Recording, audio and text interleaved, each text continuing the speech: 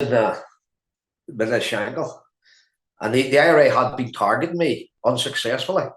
So this day in particular, me and my big bodyguard gets into the car, and there was an IRA unit sitting yards in the same colour of car that I was driving.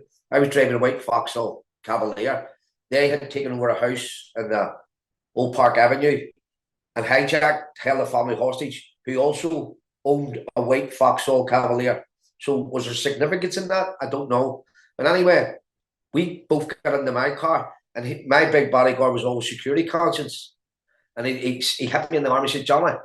And I looked over at the car, and I seen the three guys in it. But the thing that made me not believe it was suspicious is because when we go on operations, you wear hoods. So these guys didn't wear hoods. So right away, that took away any fear. Well, it was a good move from them, because if they'd been sitting with fucking hoods and all rolled up, I knew. But they didn't. And it seemed calm enough. So I felt within myself that everything's okay. And I put my hand down, my eyes to turn the key, and my big bodyguard just hit me. And all I could see in slow motion was, it seemed like slow motion, fucking the glass coming in around me. And then I just automatically fucking fell on the steering wheel. I don't know, but they peppered my car with the rest of the bullets. And if I ever showed you the car when I got it back from forensic a couple of weeks later and told you that I was in that car and survived it, you wouldn't believe me. There was bullet holes right through the headrest. There was bullet holes right through the chair. But at that stage, I had been on the ground. So when they drove off, they believed the big bodyguard got out and run. He got hit in the leg, but he was able to escape. So when they get in the car and drove up their getaway, one of them had his arm out the window with the AK, because witnesses had heard him, seen him, and they were shouting, "Where the fuck's your Johnny Adair now?" They assumed that I was dead. See, when I fell onto the steering wheel, they wrongly guessed that one of the rounds had hit me in the head, and they didn't. The only one, I got grazed in the side. But had I shown you the car after and told you that I was in that and survived, you wouldn't believe me. It was peppered with fucking bullets, and all right up at the window and all where I was sitting, and I was down on the floor on the steering wheel. So that was a close shave of that. They hit my bodyguard in the leg out there, and they got away. And the significance of that too, it was on a Saturday afternoon, and when they dumped the car, they dumped it right outside of Sean Graham's boogies. Shows that when the TV cameras would come up, the video of the dumped car, you would get the background of the boogies and Sean Graham's. And remember, UFF had attacked Sean Graham's boogies in the Ormer Road prior to that. So what they were doing was sending a psychological message to me too, and to the UFF. Sean Graham's boogies, a white Cavalier, or maybe it was just innocent, but they could have drove into Carrera Court, which was 300 yards below the boogies, but and it would have made their escape easier, but they drove right on up. And my belief was so that the camera could get the car with the boogies in the background to send the message that the IRA shot Johnny Adair, but I survived it.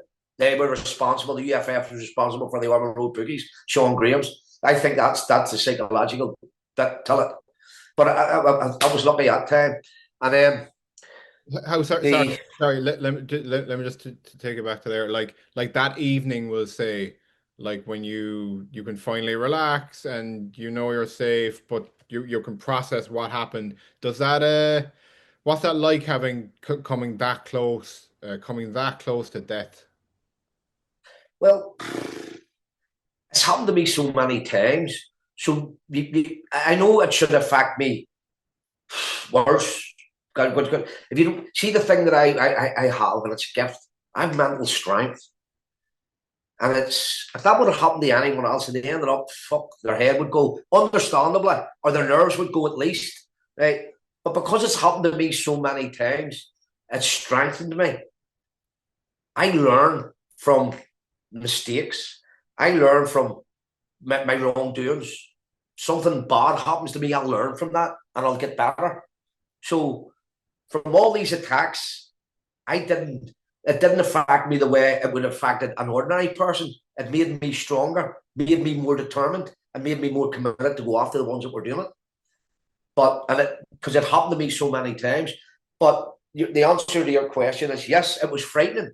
At the time, when you hear the thuds of them fucking rounds coming, and people say this, but when you're on the receiving end of it, It is slow motion. I don't know how, but it's all slow motion. There must be just something triggered off in your brain that makes it slow motion within your body, because it becomes slow motion.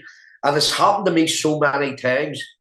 I don't get used to it, but I get easier. It becomes the mist again, thankfully. Whereas at the time when it's happening, it is one of the most frightening things that can happen to you. Your nerves just take over, and you just it's like. And I've been on the receiving end of gunfire on a number of occasions. The house takeovers I didn't see. I was psychologically. They didn't fire shots at me, so that didn't scare you as much. But psychologically, it would. When you're coming into the street, they took over the house, and they came and took over that house twice.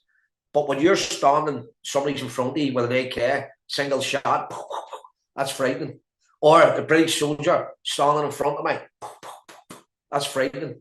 You just, I don't know, your nerves kick in and you just run for your life. And you just, all you feel is, you're just feeling your body for the red hot blood and hoping it's not. And you keep imagining, why am I still on my feet? I must be alive. That's just frightening. Like, it's really, really frightening. Mental strong or not, it's fucking frightening.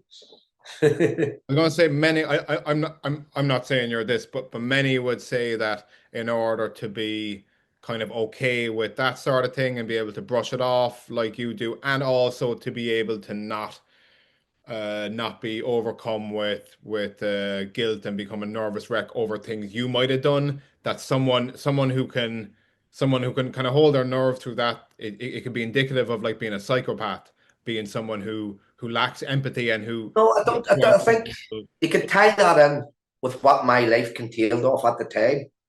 So my life at the time, that was part of it. People coming at you with guns, people throwing a bomb at your house, people throwing a bomb at your house. You become stronger to all these things. And then on top of that, you're being harassed on a daily basis by the security forces, stopped and searched every day, multiple times.